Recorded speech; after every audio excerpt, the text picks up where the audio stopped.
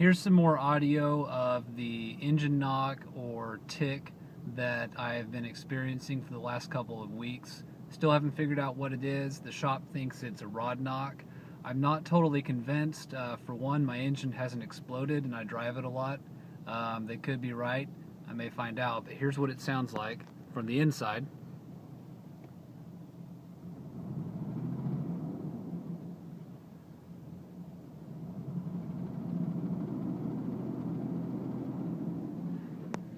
And if that can't be heard very well, here's me moving over to the engine bay.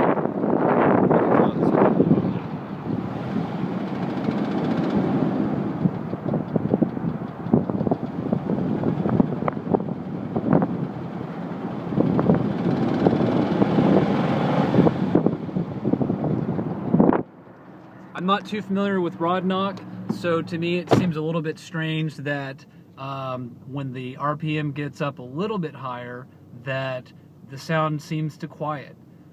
Maybe that's typical, maybe it's not.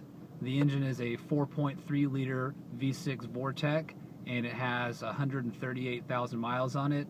Haven't heard this sound until about 2 weeks ago and trying to figure out what it is.